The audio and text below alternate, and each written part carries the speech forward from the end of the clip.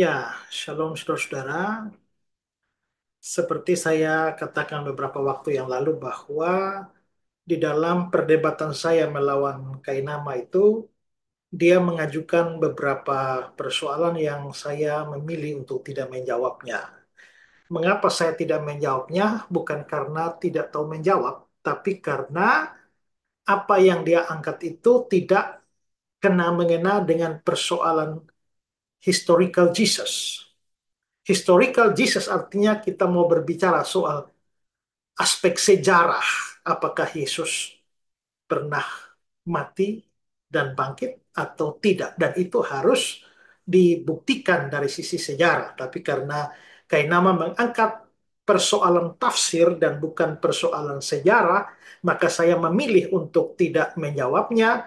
Karena apabila saya menjawabnya, maka inti perdebatan atau materi perdebatan itu menjadi bergeser dari materi yang sudah disepakati.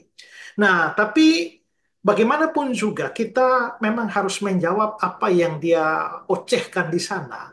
Bahwa sebenarnya ocehan-ocehan dia itu yang dia kira itu membuktikan bahwa Yesus tidak mati, atau persoalan-persoalan lain terkait dengan itu bukan sesuatu yang tidak diketahui atau tidak bisa dijawab oleh orang Kristen. Nah, karena itulah maka saya setelah video saya sebelumnya mengangkat persoalan bahasa Yunani yang dipakai oleh Kainama yaitu soma dan toma. Saudara bisa lihat video itu di YouTube, TikTok, atau IG. Nah, pada kesempatan ini saya mau bahas lagi persoalan yaitu soal Yesus dirempah-rempahi, disembuhkan dari sakit, membongkar kebodohan Kainama. Nah, inilah materi yang ingin saya sampaikan pada hari ini. Kita tahu bahwa Yesus itu, menurut cerita Injil-Injil ketika dia mati dan diturunkan dari salib itu, dia dirempah-rempahi dan bahkan perempuan-perempuan berencana untuk merempah-rempahi Yesus. Itu misalnya di dalam Markus pasal yang ke-1 ayat yang ke-16. Dibilang, setelah lewat hari Sabat, Maria Magdalena dan Maria ibu Yakobus serta Salome membeli rempah-rempah untuk pergi ke kubur dan meminyaki Yesus. Mereka membeli rempah-rempah untuk pergi ke kubur dan meminyaki Yesus. Lalu di Lukas pasal 23, dan perempuan-perempuan yang datang bersama-sama dengan Yesus dari Galilea ikut serta dan mereka melihat kubur itu dan bagaimana mayatnya dibaringkan. Dan setelah pulang mereka menyediakan rempah-rempah dan minyak mur. Lalu Yohanes pasal 19. Juga Nikodemus datang ke situ. Dialah yang mula-mula datang waktu malam kepada Yesus. Dia membawa campuran minyak mur dengan minyak gaharu kira-kira 50 kati beratnya. Mereka mengambil mayat Yesus, mengapaninya dengan kain lenan, dan membubuhinya dengan rempah-rempah. Jadi kita bisa lihat bahwa Nikodemus dan Yusuf Arimatea, mereka merempah-rempah Yesus. Sementara perempuan-perempuan itu, mereka membeli rempah-rempah atau menyediakan rempah-rempah untuk meminyaki Yesus. Nah, jadi memang itu memang fakta Alkitab. Tapi yang menarik adalah bahwa di dalam perdebatan itu, si Kainama ini mengatakan bahwa eh, rempah-rempah itu digunakan sebenarnya untuk mengobati Yesus. Jadi Yesusnya tidak mati. Tapi dengan rempah-rempah itu dia berusaha membuktikan bahwa sebenarnya Yesus sedang diupayakan untuk disembuhkan dari luka-lukanya, dan memang pada akhirnya dia disembuhkan dari luka-lukanya, dan karena itu Yesus tidak mati di salib. Nah, itu kata siapa namanya? Kainama.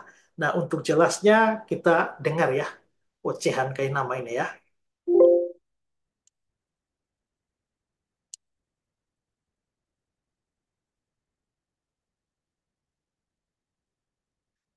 Tubuh Yesus bukan dibasem, melainkan dibalur ramuan obat. Aduh, iyalah. Orang nggak boleh balsam, Yahudi nggak boleh balsam. Apa itu? Juga Nikodemus datang ke situ. On Tuhan ini Nikodemus, Om Niko ini datang mula-mula waktu malam. Membawa campuran. Campuran itu bahasa Yunani-nya mikma. Nomor konkordansinya silakan dicek sendiri. G3395. Lalu yang dicampur apa? Minyak mur. Ada dokter di sini, saya suka. Saya mau tanya, minyak mur itu resin. Namanya Smirna. Smirna itu resin atau getah dari mir. Smirna. Untuk bikin apa? Mengurangi rasa sakit, analgesik. Saya suka kalau ada dokter di sini, saya suka. Jadi supaya saya tidak dibilang bohong. Dok, ya kan? Smirna itu resin dari mir. Nah, lalu dengan minyak gaharu, diterjemahkan bahasa Indonesia minyak gaharu, bahasa aslinya aloe. Tahu aloe apa? Aloe vera, aloe vera. Apa tuh aloe vera? Lidah buaya. Untuk apa? Penyembuhan luka. Dan ini disebut sebagai obat yang divine oleh rakyat Mesir sebelum jauh sebelum apa Keyahudian bertumbuh sebagai satu bangsa di tanah Yudea Galilea. Namanya aloe vera. Bukan saya ngomong kayak macam orang dari Ambon, dari Kupang, bukan aloe, dari soe, bukan. Tapi aloe vera. Berikutnya. Habis ini udah beneran. Udah. Lalu what does revelation mean? Nama Smyrna berkaitan erat dengan mir. Ketika tanaman diremas mengeluarkan resin, ya udah tadi kita udah lihat ya, obat ini mur adalah resin dapat dicampur dengan aloe itu adalah gitu, menggunakan untuk luka antiseptik. Berikutnya, 30 kilo, bayangin tubuh Yesus turun, 30 kilo dibalur ini, bukan balsam, mir dan aloe. Ini untuk luka, ini dibalut. Ini obat ini ya ditemukannya sebetulnya di bagian selatan Arabia, Arabia lah, ya. Lalu ada namanya mir, itu nama ininya. Nanti tolong harus bisa baca ya. Untuk mengobati luka, infeksi, mikroba, nyeri, patah tulang, antiseptik, loh. Terus dan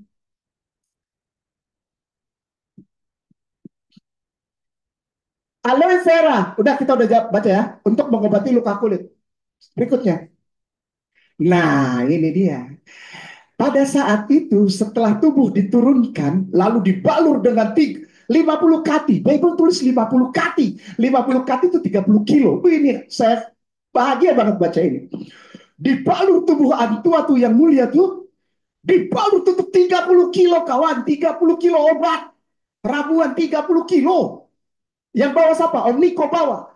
Om Niko balur itu. Wih, antua dari atas sampai semua balut, lalu kasih masuk di dalam kubur yang kosong yang belum pernah dipakai. Suhu udaranya antara 23 sampai 27 derajat Celcius. Suhu yang bagus untuk masuk ke obat dan obat membunuh mikroba. Luar biasa. Luar biasa. Masya Allah, subhanallah. 30 kilo itu obat. 30 kilo kawan. Ya, sudah ya.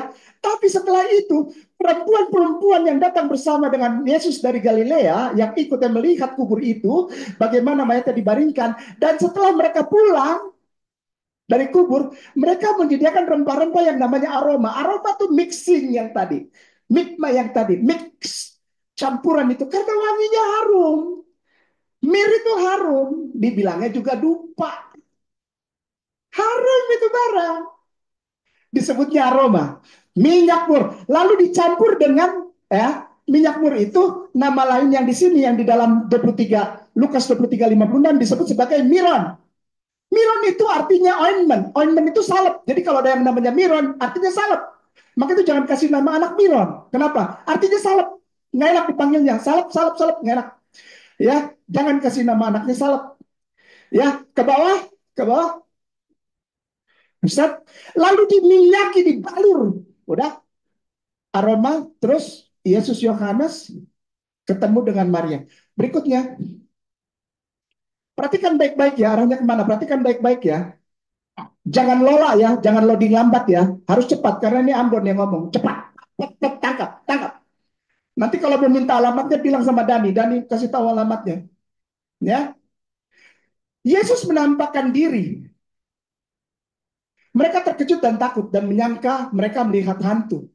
Lalu ada tulisan begini, lihat tanganku dan kakiku, aku sendiri ini, rabalah aku. Lalu ada cerita Thomas, toh. Thomas datang bilang, "Ah, kalau belum aku cucukkan tanganku ke dalam parut itu, luka itu, maka aku belum percaya." Nah, kata-kata tempat luka, terutama yang di daerah samping sebelah kanan tubuh Yesus, itu disebut eula.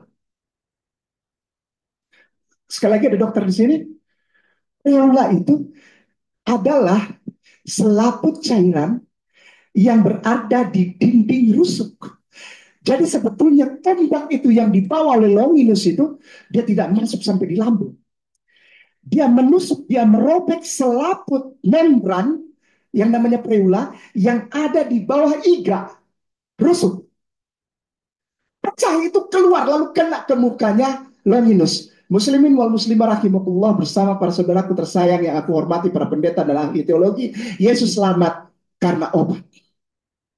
3 hari ketika Maria Magdalena datang ke kubur kosong. Kenapa?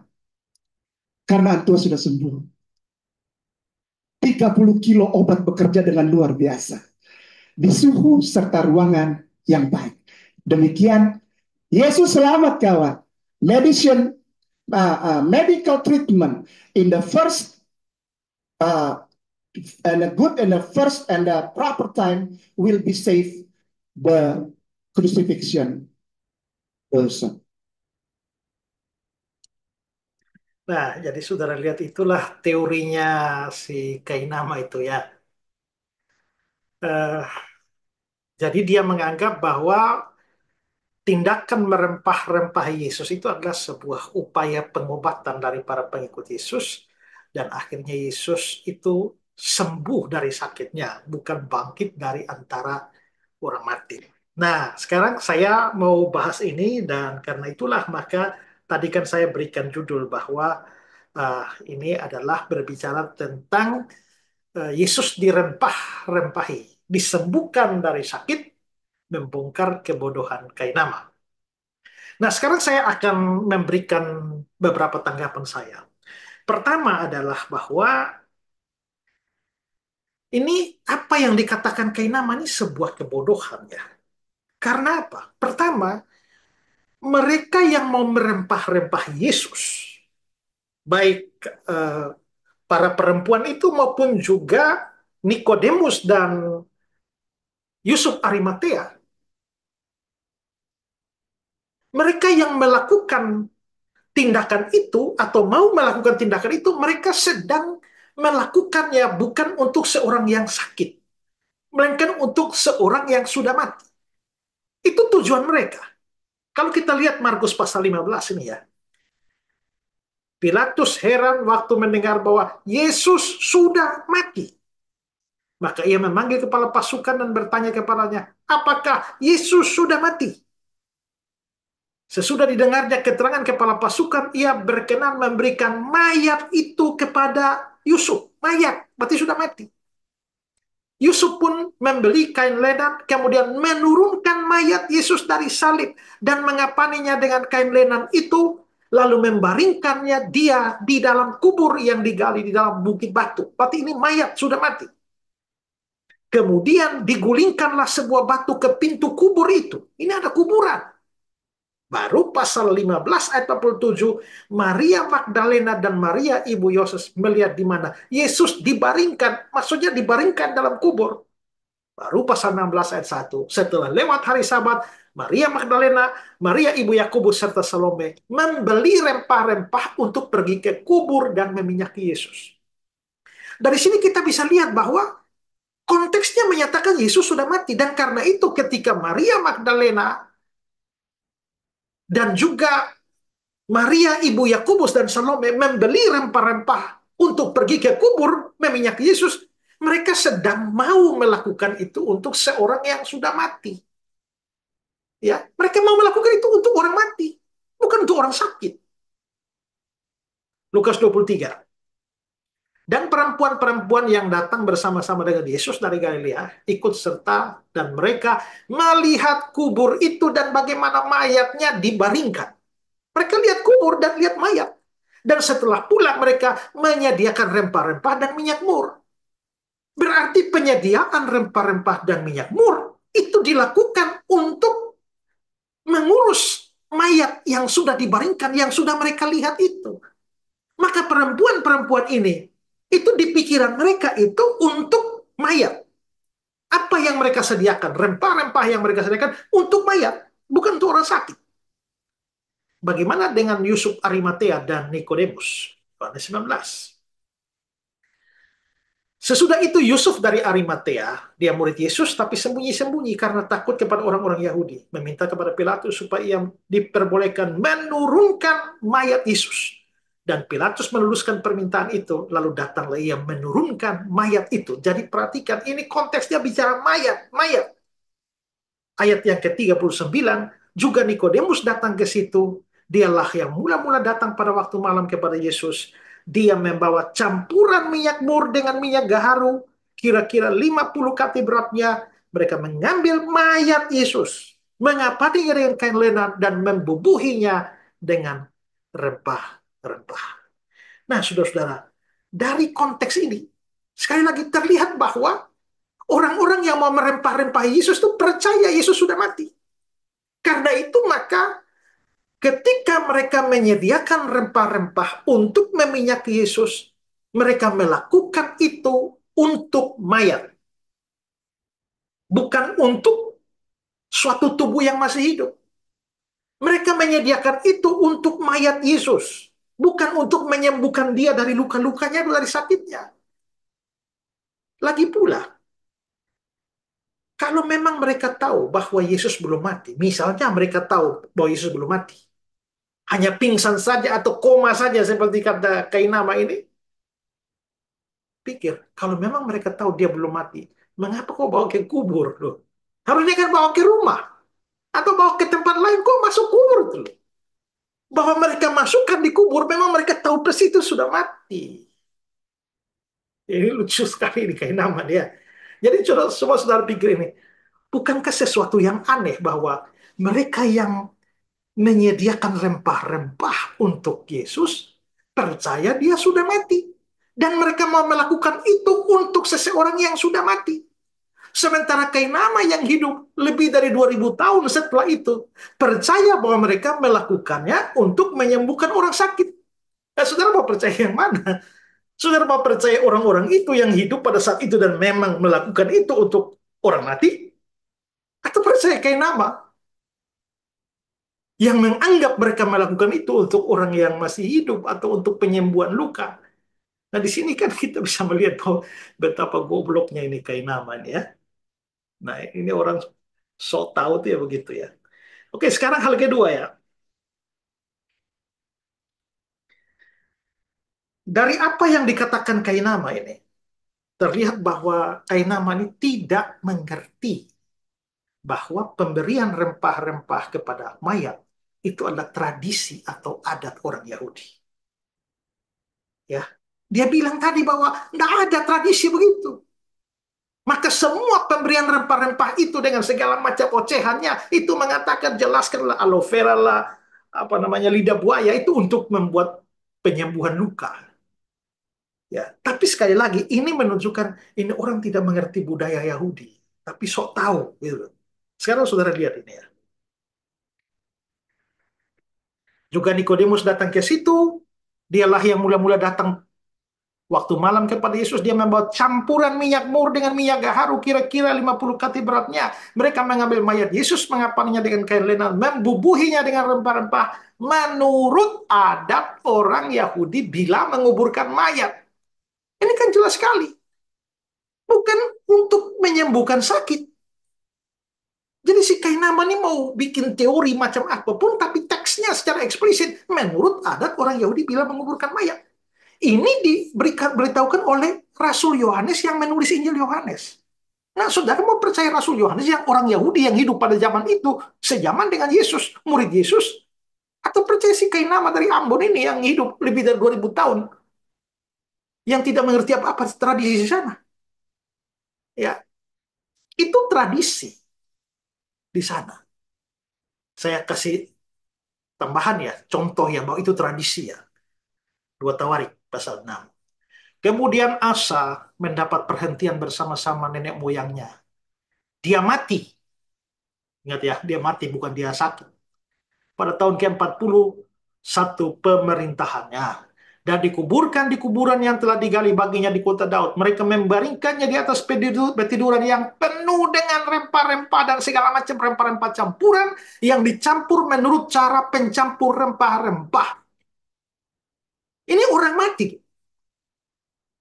Dan dikasih rempah-rempah. Ini kita khawatir. Jangan-jangan kayak nama baca ini dia pikir ini lagi si Asadi lagi koma. Jangan-jangan dia pikir begitu. Nah, itu memang kebudayaan di sana, termasuk di Mesir juga begitu. Nah, sekarang kita lihat kejadian 50 ya. Nah, ini memang bukan untuk orang Mesir, terjadi di Mesir, tapi untuk Yakub, kejadian 50. Dan Yusuf memerintahkan kepada tabib-tabib, yaitu hamba-hambanya, untuk merempah-rempahi mayat ayahnya. Ini lagi-lagi, ini tradisinya orang Yahudi, walaupun itu ada di Mesir. Dan tabib-tabib itu merempah-rempahi mayat Israel. Hal itu memerlukan 40 hari lamanya, sebab demikian lamanya waktu yang diperlukan untuk merempah-rempahi. Dan orang Mesir menangisi dia 70 hari lamanya. Ini kalau jangan-jangan kayak nama baca ayat ini dipikir, nah ini berarti ini Yakub lagi sakit atau lagi koma. Lalu dikasih rempah-rempah supaya sembuh. Jadi dari ayat-ayat yang ini saya tunjukkan, ini jelas bahwa memang adalah kebiasaan mereka untuk memperlakukan mayat itu dengan cara merempah-rempahi atau meminyakinya. Nah, sekarang kita bertanya bagaimana cara mereka melakukannya. Nah, begini, cara orang Yahudi merempah-rempahi mayat itu sedikit berbeda ya dengan orang-orang Mesir. Karena kalau orang-orang Mesir biasanya mereka mengeluarkan semua isi dalam, organ-organ dalam yang mudah rusak, termasuk otak itu disedot dari hidung ya, dikeluarkan baru diisi dengan rempah-rempah. Makanya mereka bikin mumi yang bertahan lama. Tapi orang Yahudi tidak, mereka tidak mengeluarkan isi dalam. Karena memang mereka tidak berencana untuk menjadikannya bumi yang bertahan uh, bertahun-tahun atau seperti Mesir punya yang ribuan tahun. Nah, biasanya ini pada umumnya di Israel itu kalau ada orang mati maka dia dibersihkan tubuhnya atau dimandikan. Nah, setelah itu tubuhnya itu diurapi dengan minyak atau rempah-rempah. Nah, rempah-rempah yang biasa digunakan tuh termasuk mur, gaharu, cendana, kadang-kadang ada campuran lain seperti kemenyan. Nah, pengurapan rempah-rempah itu melibatkan tindakan membalut tubuh dengan kain lenan yang sudah diresapi dengan rempah-rempah itu, dan setelah itu mereka menaburkan rempah-rempah itu di sekitar tubuh di dalam kain kafan untuk menutup mayat itu. Nah, untuk lebih jelasnya saya kasih komentar ini ya dari Joseph Benson.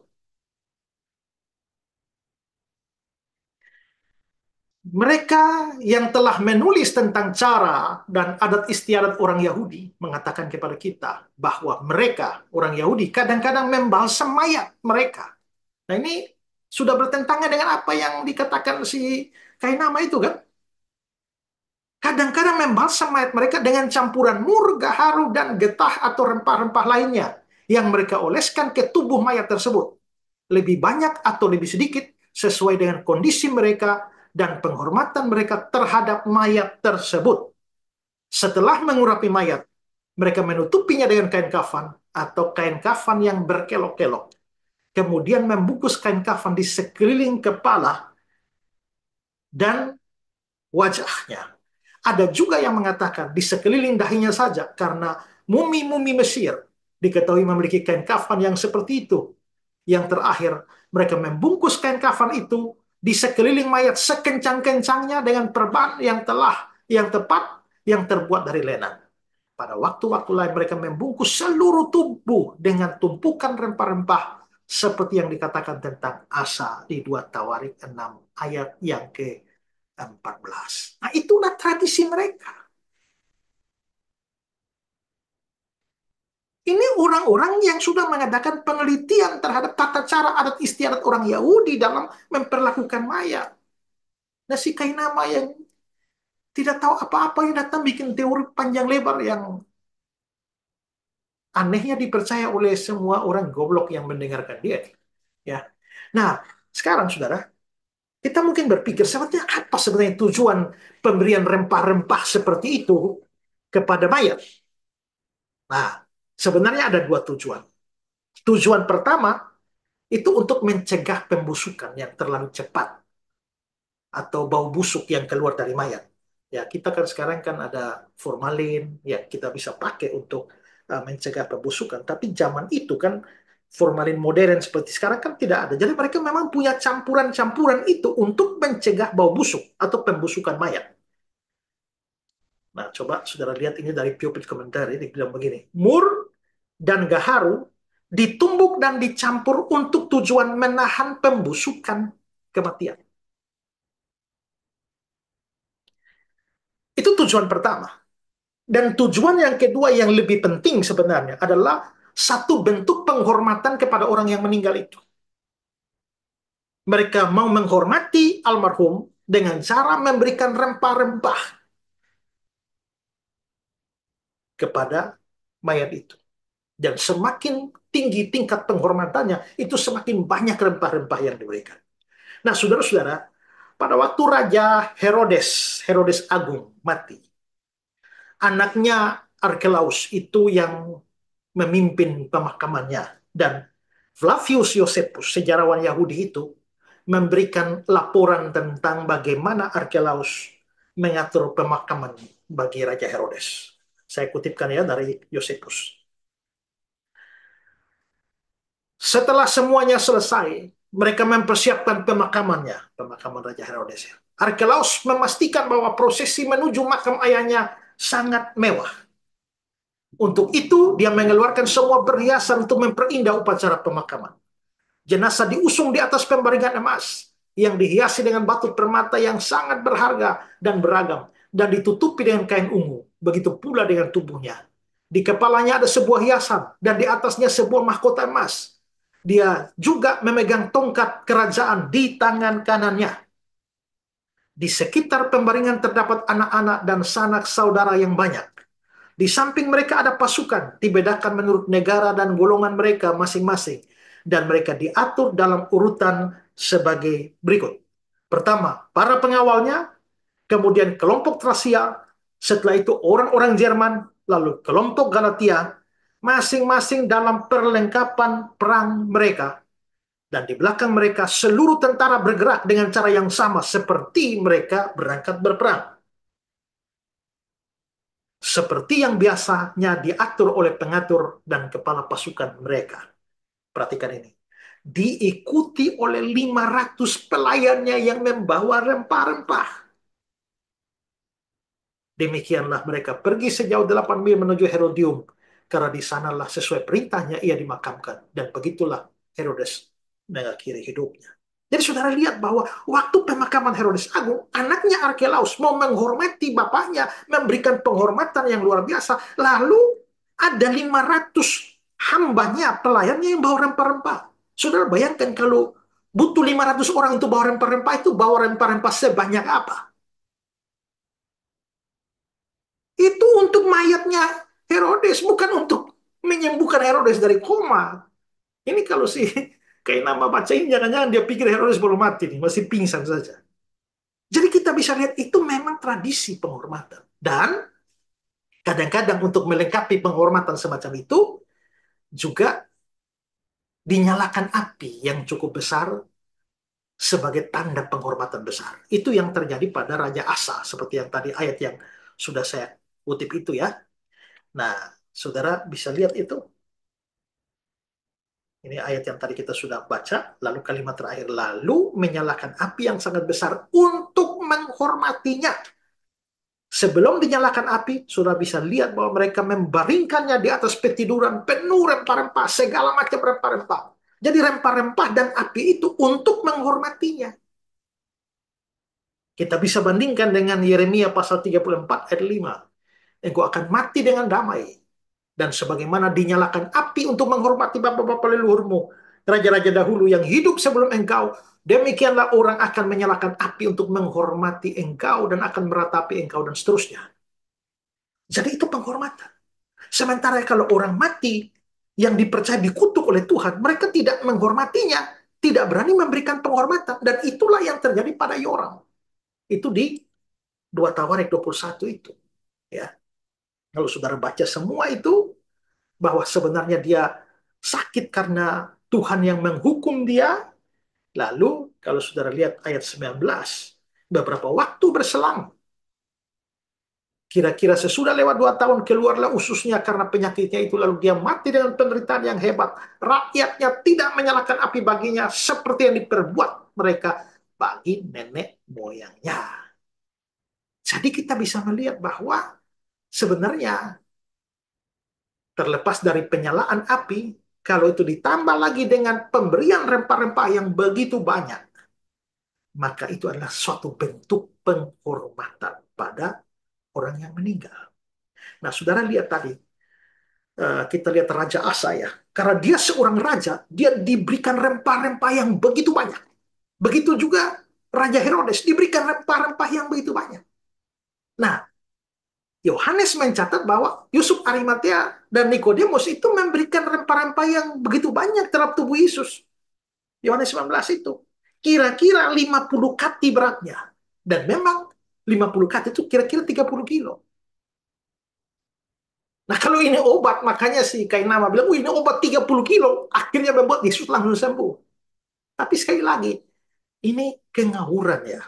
Mengapa sampai Nikodemus dan Yusuf Arimatea bisa berikan rempah-rempah sebanyak 30 kilo? Ya, ini menunjukkan bahwa mereka begitu menghormati Yesus dan memperlakukan Yesus sebagai seorang raja. Karena Asa begitu, Herodes begitu. Maka F.F. Bruce, seorang ahli, mengatakan, mengapa rempah-rempah harum yang begitu banyak digunakan mempersiapkan penguburan tubuh seorang manusia? Kita tidak akan merasa heran seandainya hal itu dilakukan untuk penguburan seorang raja. Tapi itulah tepatnya arti penguburan Yesus dalam pandangan Nikodemus dan mungkin juga dalam pandangan Yusuf Arimatea. Mereka mungkin memperlakukan menghormati Yesus seperti raja. Makanya kasih rempah-rempah sebanyak itu. Ahli lain yang namanya Leon Morris. Ada bukti bahwa kuantitas atau jumlah yang banyak itu digunakan dalam penguburan seorang raja. Dan mungkin Yohanes sedang mengingatkan kita lagi tentang kerajaan dari Yesus. Nah, semua ini menunjukkan bahwa memang pemberian rempah-rempah itu tradisi orang Yahudi terhadap orang mati atau mayat yang mau dimakamkan. Bukan untuk pengobatan yang bertujuan menyembuhkan orang sakit seperti yang dikatakan Kainama si bodoh ini. Ya. Sekarang saudara pikirkan, saya kasih beberapa hal. Pertama, dengan tradisi seperti itu, bahwa ada tradisi bahwa orang mati dikasih rempah-rempah. Dengan tradisi semacam itu, seandainya perempuan-perempuan waktu itu, termasuk Nikodemus dan Yusuf Arimatea, seandainya pada saat itu mereka bisa mendeteksi sedikit saja tanda kehidupan di tubuh Yesus, artinya belum mati. Seandainya mereka bisa melihat sedikit percikan kehidupan dalam tubuh Yesus, mungkinkah mereka akan melakukan tradisi merempah-rempahi mayat Yesus? Tidak mungkin. Bahwa mereka melakukan tradisi itu menunjukkan bahwa memang mereka yakin dia sudah mati. Ya, ini Kaina Mane merasa lebih tahu dari perempuan-perempuan Yusuf Arimatea, Nikodemus yang bikin rempah-rempah itu. Itu pertama. Kedua, dilihat dari tata cara pemberian rempah-rempah yang sudah saya jelaskan tadi ya, bahwa setelah dibalut semua, lalu ditutup lagi. Jadi kain-kain itu dibasahi lagi dengan semua rempah, lalu ditutup, bahkan kadang-kadang tutup sampai muka semua. Itu tradisinya seperti saya sudah tunjukkan dari Joseph Benson tadi. Nah, saudara bayangkan, Seandainya Yesus memang masih hidup, dan itu diketahui oleh perempuan-perempuan atau Yusuf Arimatea dan Nikodemus, bukankah dengan melakukan hal semacam itu justru membunuh Yesus? Kan itu dililit semua tuh. Harusnya, kalau memang Yesus tidak mati, ya jangan dililit dong.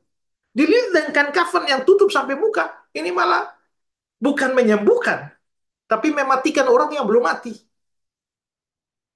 Kalau mereka melakukan itu, pasti mereka yakin dia sudah mati. Ya, nah kan kalau kita lihat ya di yang dilakukan oleh siapa namanya Yusuf Arimatia itu ya. Dan Yusuf pun mengambil mayat itu, mengapaninya dengan kain lenan yang putih bersih. Nah, dua hal pertama yang sudah saya bicarakan ini sejalan dengan kata-kata dari Jameson, Fawcett, dan Brown. Seandainya para sahabat Tuhan sendiri sedikit saja alasan untuk berpikir bahwa percikan kehidupan masih ada dalam dirinya, dalam tubuh Yesus, apakah mereka akan melakukan hal ini? Merempah-rempah dia? Tapi bahkan jika orang dapat menganggap mereka keliru, seandainya mereka keliru, kira dia sudah mati pada belum. Dapatkah ada orang yang terbaring sedemikian rupa selama dia berada dalam kubur dan kehidupan masih tetap ada? Seandainya mereka keliru, maka dia pasti mati. Ya, itu yang kedua. Sekarang yang ketiga. Seandainya pemberian rempah-rempah ini untuk pengobatan Yesus. Mau 30 kilo ke 50 kilo ke. Yesus katakanlah tidak mati. Dia hanya luka-luka, sakit-sakit, koma. Ini Yesus mati hari Jumat ya. Hari Minggu kan sudah keluar menampakkan diri. Pertanyaannya, bisakah semua rempah-rempah itu memberikan kesembuhan total bagi Yesus dalam tempo yang hanya beberapa jam ke depan? Ya, hari Jumat sore mati, Minggu pagi sudah keluar menampakkan diri. Nah, kalau saudara mengerti, itu yang sudah saya jelaskan dalam perdebatan itu. Kalau seandainya dia mengerti tradisi pencambukan yang dialami oleh Yesus dan penyaliban, pertama saja di Taman Getsemani saja dia sudah mengalami apa yang disebut sebagai hematihidrosis. Kapiler-kapiler pecah, lalu makanya Lukas mencatat bahwa keringatnya keluar seperti titik-titik darah. Nah, setelah itu dia tidak makan dan tidak minum, ditahan sepanjang malam. Langsung diadili bolak-balik ke sana. Setelah itu dicambuk dengan cambuk Romawi yang begitu hebat, ya. Nah, dengan cambuk Romawi yang begitu mengerikan sampai seperti yang saya katakan bahwa uh, itu menyebabkan penderitaan yang begitu luar biasa. Itu menyebabkan hancur seluruh punggungnya seperti menjadi bubur. Saya itu pernah bahas tentang uh, penderitaan Yesus ya.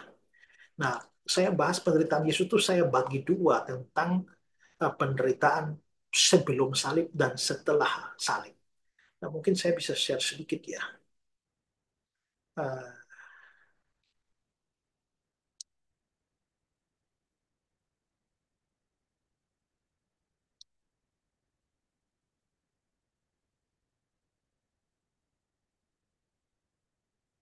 Bagaimana Kristus disalibkan atau dicambuk ya.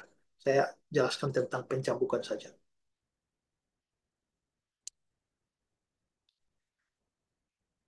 Cambuk Romawi itu modelnya seperti ini ya.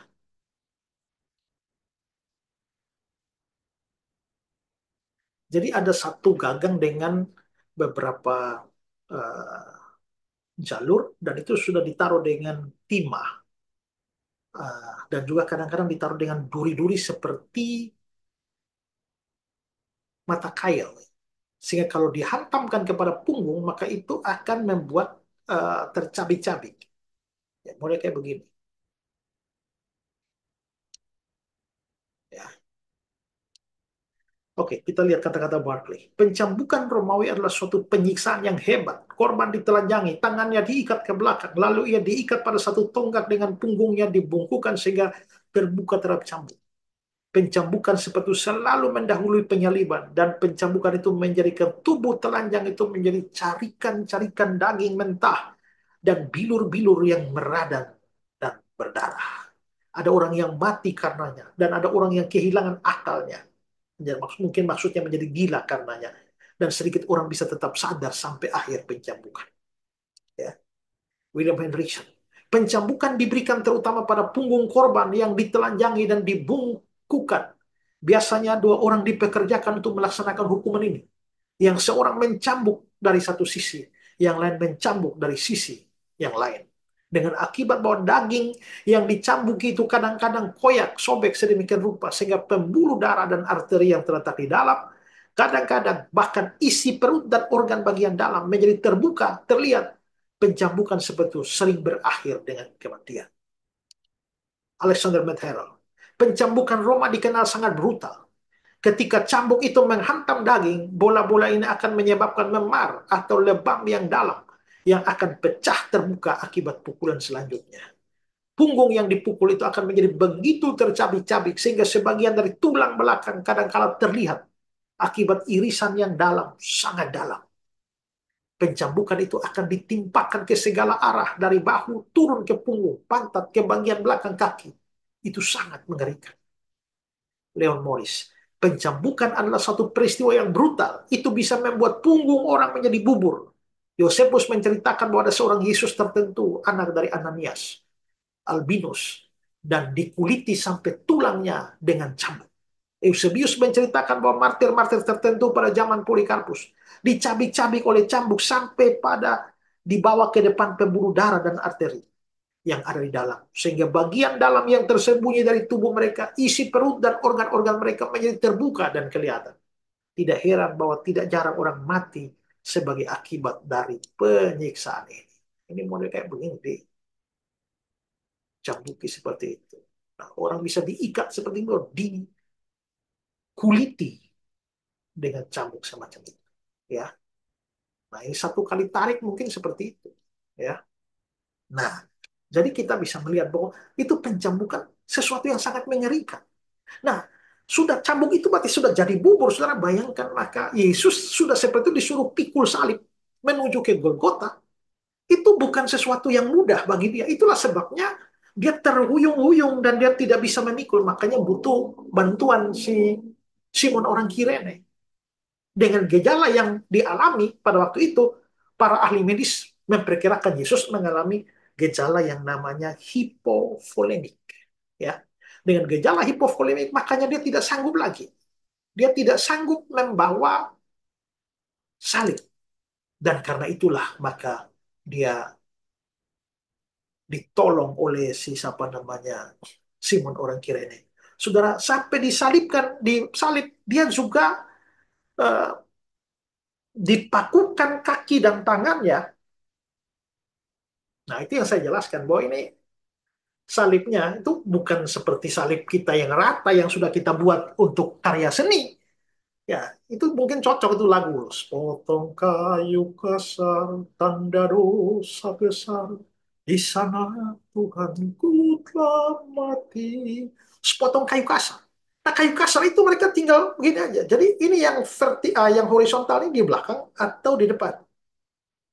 Ya. Nah, para ahli memperkirakan itu begini.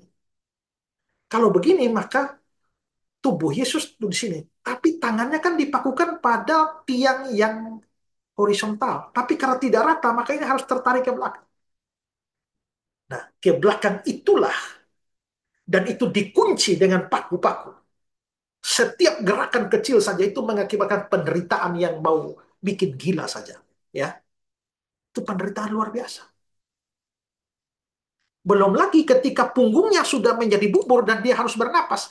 Kalau dia harus bernapas, maka dia itu harus naik turun, naik turun, naik turun dengan tekanan kakinya. Maka punggungnya yang telah menjadi bubur itu akan bergesekan dengan kayu kasar itu. Ya, dengan kayu kasar itu, dan itu membuat sakitnya itu begitu luar biasa, hancur-hancuran. Ya. Lalu kita bisa melihat lagi, saudara jangan berpikir bahwa mereka orang-orang Roma itu kalau jadi Yesus tuh dipaku itu di bawah ya. Tradisi pemakuan di salib itu bukan tiangnya berdiri baru dipakukan di atas, tidak, dipakukan di bawah. Habis di bawah baru kasih berdiri. Dan waktu diberdirikan itu saudara, itu bukan mereka sopan-sopan, diangkat sebelum didirikan tuh dibanting-banting itu, didorong-dorong itu. Nah, itu yang membuat rasa sakit itu menjadi begitu luar biasa. Setelah itu di dalam lubang mereka angkat dan mereka hentakkan kayu salib itu masuk ke tanah. Itu mengakibatkan goncangan yang begitu hebat karena ingat bahwa kaki-kaki dan tangan-tangan sudah dikunci dengan uh, paku, dan itu membuat kengerian yang luar biasa ya. Nah, uh, mungkin ya kalau ada cuplikan beberapa gambar yang saya ambil dari Passion of the Christ itu ya, saudara, ini ketika dia dicambuk gitu ya, ya mukanya memang sudah tidak ada model lagi.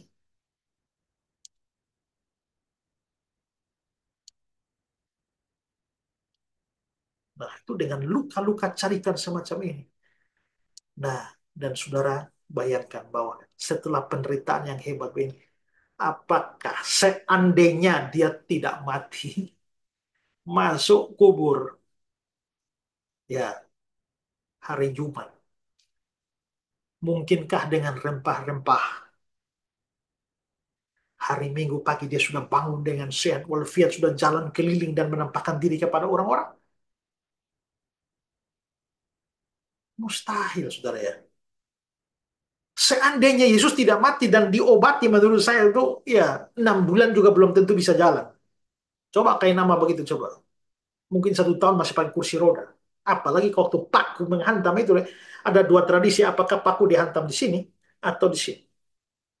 Ya, ada banyak ahli yang mengatakan bahwa itu di sini, bukan di sini. Karena kalau di sini dia akan merobek. Dia tekanan berat badan ke bawah itu akan merobek ini, dan dia ada di atas salib.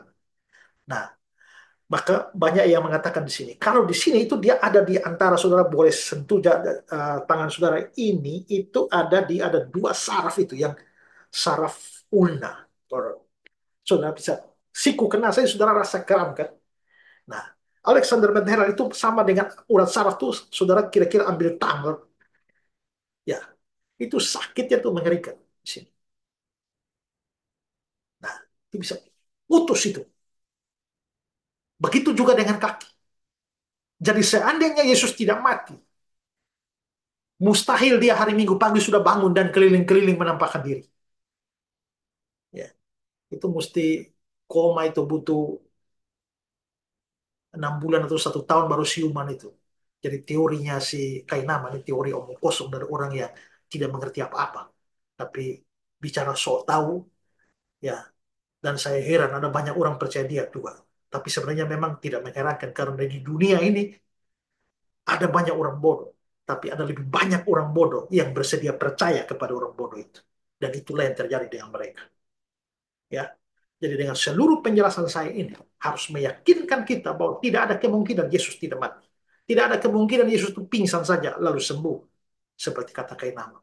Dan tidak ada kemungkinan juga bahwa bukan Yesus yang mati tapi diserupakan seperti kata Anissa berapa itulah di Al-Quran itu. Ya. Jadi semua ini menunjukkan betapa ngawurnya Kainama, tapi semakin membuktikan betapa iman Kristen itu adalah iman yang dapat dibuktikan dalam sejarah, dapat dipertanggungjawabkan secara logis, secara medis, secara psikologis, semua dapat dipertanggungjawabkan. Ya, demikianlah apa yang sudah saya share. Semoga berguna bagi saudara sekalian. Tuhan memberkati.